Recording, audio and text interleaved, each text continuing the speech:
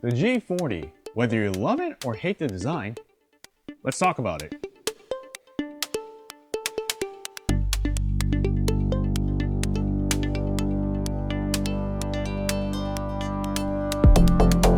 Hey guys, this is EA Sports from Plamo Build Report, and if you're enjoying the content so far, please do me a favor. Click that like, subscribe, and the bell button to get more notifications from me for my build report. Alright, the G40. Everyone is talking about it. Everybody made the review. Everybody say they don't like the design, they love the articulation, they like the design as it goes. There's a lot of discussions going on. And for those who are still waiting for the pre-order, I hope you guys get them soon, because this kit itself, I have a lot to say. This is the HG Gundam G40 Industrial Design version. This kit has been released in 2019 December, and the price goes around 3,000 yen, which is about $30 to $35. This HG was the most weirdest HG that I've ever built in my career. The price may scare you quite a bit because it's about 3 times as much as a regular RX-78 Gundam, but what's inside with the articulation and the overall design itself may surprise you, despite the big, hefty price tag. This particular design was designed by an Enzo Ferrari Japanese industrial designer named Ken Okuyama. And according to the big booklet that comes with this kit, this G40 Gundam was born to propose the possibilities for the future of plastic model kits. All the design concepts and the explanation of how the design came to be is entailed in the special booklet that comes with this kit. It's a pretty hefty book with a bunch of pictures and English translated explanations that is very interesting to read. All right, let's take a closer look of this aesthetic G40.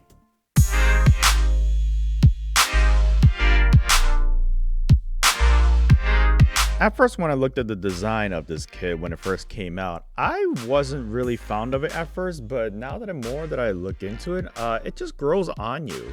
This G40's design is very, very modern, and in terms of, I guess, more automotive design, you can see that the overall color is lighter than the original Gundam itself. However, there are some key differences on the overall sculpture of this kit. As you can see here, the head kind of changed into a more modern design, and you can see the shoulders has been shrinked a little bit.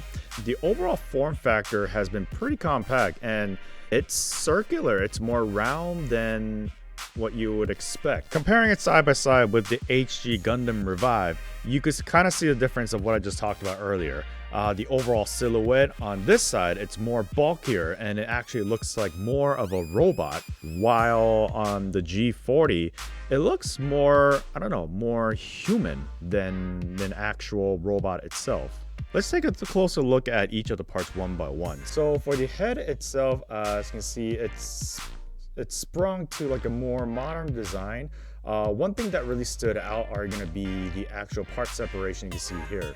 The black part from right here represents through the duct, and the head falcon, the color separation is very well done. For the eyes, they give you 2 different type of colors represented as a sticker. I put the one that's the red pinkish color that represents in the G40 sort that they just released. But you could also use the traditional color for the Gundam, which are the yellow eyes itself. There's another sticker that represents the overall head sensor, which is very distinctive in a way that the sensor goes all the way around the head. I'm not sure if this is kind of like the modern design of Ken Okuyama, just thinking that the sensor should go all the way around, but it looks cool regardless. The shoulder I explained to you before got a lot smaller. And the other thing that they have right here are going to be these duct that you see right here. So articulation is not a big problem with moving up and down. The overall arm design itself is very, very unique, as it represents more of a human arm than a robotic arm. So you can see for some of the colors that you can see right here, normally at a joint part like this, it should be all grayed out, but for the G40, it's all white. Overall upper body, as you can see right here, it's not in an angle, but it's more circular that you can see right here, which kind of makes it a lot more slick, more modern. Yeah, that's kind of the overall word that I could use for this kit. It's very modern, the overall design.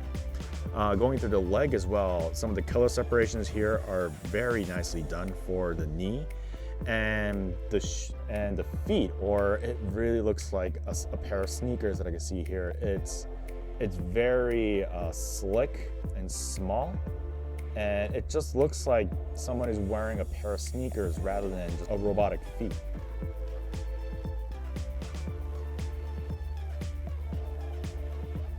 Now let's talk about the main part of this kit, which is going to be the articulation. So starting with the head, so on the regular Gundam, you could expect the articulation to just go around, but there's a specific joint that goes in here, and it's very unique as you see it. So part of the neck goes up and down. That's one point of joint itself, which allows the G40 to look up in the sky. Kind of goes into this flying pose. Kind of more like a New Gundam-esque style, because that's kind of like how New Gundam poses as it go. If you take a look closely, there is another point of joints that you can see here, which is a kind of a joint that you can rotate it right to left. Never have I ever seen this in an actual model kit before, but again, with the whole concept of human-like movements, they've added this specific joint that goes left and right. This is kind of an interesting approach, because if you ever think about it, you don't see Mobile Suit as kind of more like a human, but in this case, you could do like natural human-like movement, which kind of gives life to the actual Gundam itself. This kit does not have a polycap around the arms, so it's mostly plastic at this point, but the G40 itself can extend its arm just like so to do the last shooting pose. And then since it's kind of in a ball joint, you can move it freely around. However, there's one thing that you should notice is that there is another joint right here, which kind of circulates the up and down movement. This is shown here, and I think the purpose of this one is to maintain that movement.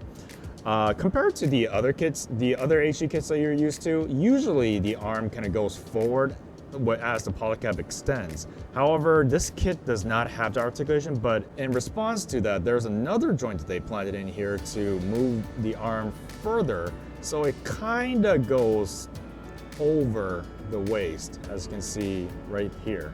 The elbow is in a single joint, so it kind of goes around a little over 90 degrees. Not exactly the articulation that you would find in a regular HD kit. Compared with the Revive version has a double joint that could allow you to go almost 180 degrees. However, for the G40, that is really not the case.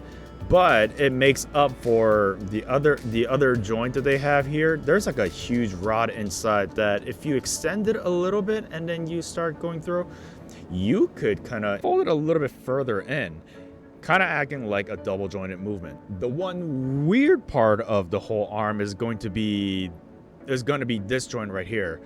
This is shown more and is in a peg form, so there's a peg right here. And this allows kind of an angular articulation for the arm to go inward and outward.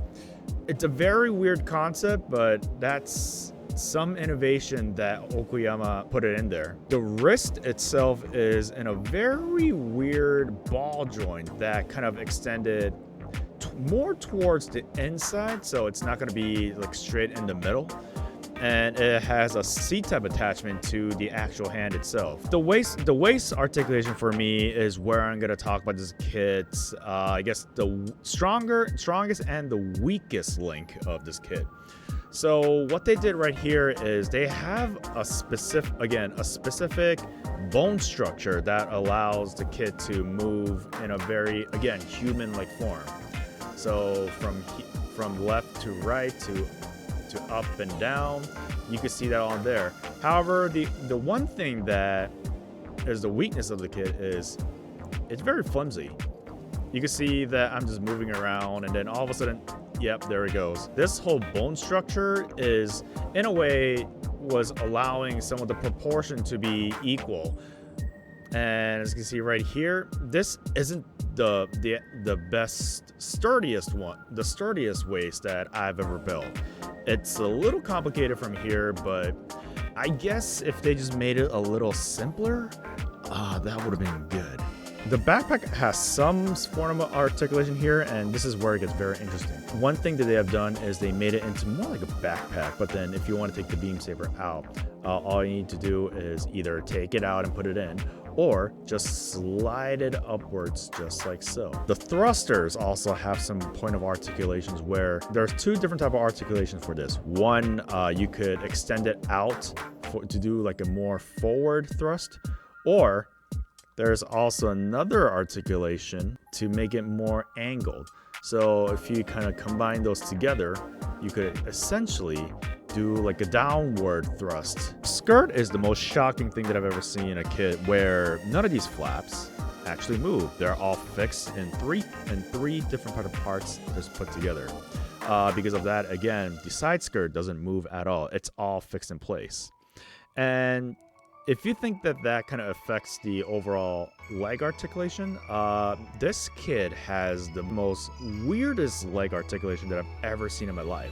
So if you start to bend up, you can see that instead of like a regular thigh movement that you can see here, it kind of bends inward.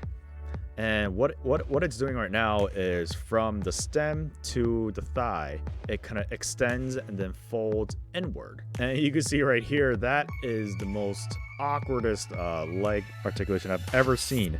However, it does kind of make up for the portion where the front skirt doesn't move. The knee itself can fold almost indefinitely, and it has this circular knee design that kind of extends it out as it folds in, which is pretty cool, and it looks pretty slick. Same with the arm. The leg itself also has that pivot joints. The pivot movement that you can see right here allows for a more angular placement.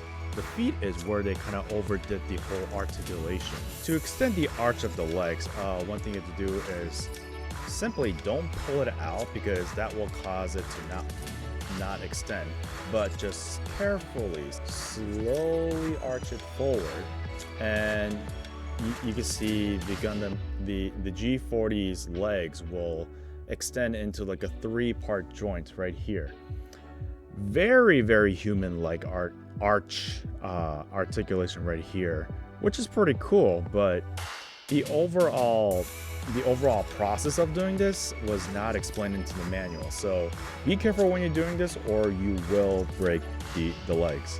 The skirt also has this very interesting articulation point where kind of the inside extends it out, as you can see right here. Very weird to see a robot that has a bear behind us, a bear behind, but you can see from the inside all of the mechanical designs that you can see right here, much more like a skeleton butt. You can extend the leg forward and backward by utilizing this, as there is another joint here, right and left separate, that you could adjust the height of each side, just like so. Using all of the articulation points that I just explained, you could have the G40 pose like this. The posability is overall great, and just look at this. It looks pretty nice, except for this portion though. You can see some of the frame just popped out, but that's because of this really, really weird leg articulation, which I still cannot get around it.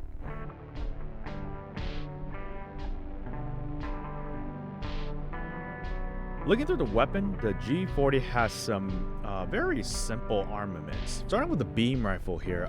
So this beam rifle is one of the smallest beam rifle that I've ever seen in a Gundam kit so far. As comparing with the Revive, you can see that the form factor really did shrink down quite a bit. However, the basic articulations still exist. You have the scope that moves from left to right. You also have the handle that moves left to right, but this handle also has a front and a back movement, which kinda will make this rifle, I guess, not too much more of a stock. the shield revamped into a very circular design that, as you can see here, more like a turtle shell design if you ask me. Comparing with the revived Gundam, most of the overall surface area just shrunk down. The yellow Federation mark is now changed to more like a white Illuminati cross that you see here. And the overall detail of this looks pretty sick. It's a little smaller but a little wider than the actual shield itself. The backside retains some of the inner details that you can see here. Not as detailed as the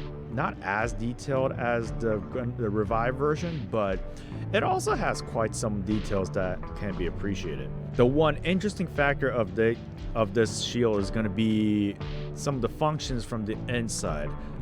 First off, there are two different type of hard points that you can see here. Most of it is to kind of attach to the back of the G40 or over to the actual sidearm, and this is the joint where it will utilize.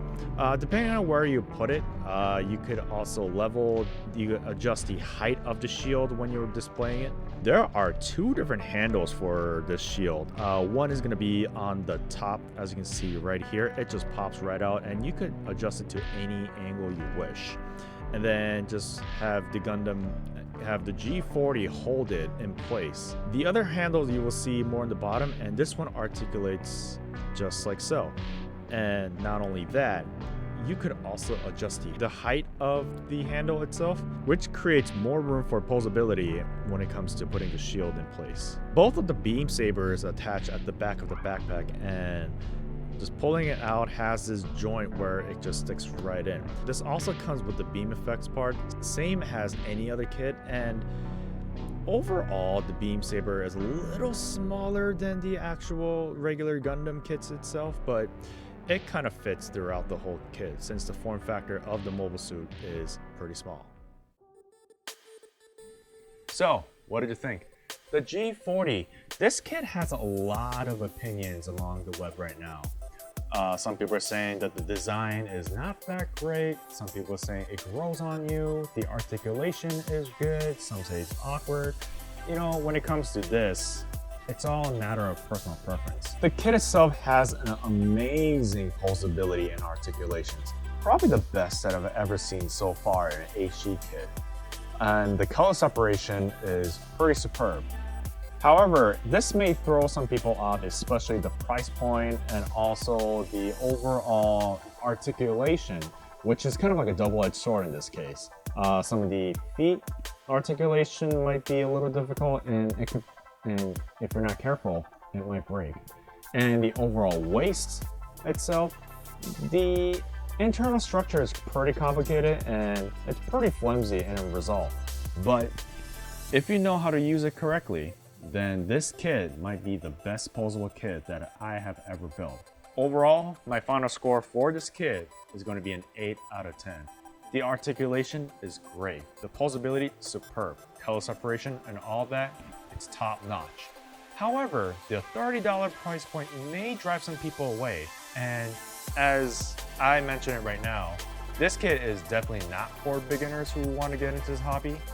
I would recommend the Gundam Revive to start out with. This requires a lot of patience to do, but if you can get your hands on this masterpiece, you might have fun with it. With that being said, this has been EA Splits from the Plamo Build Report, and I'll see you in the next video. Thanks for watching. Bye bye.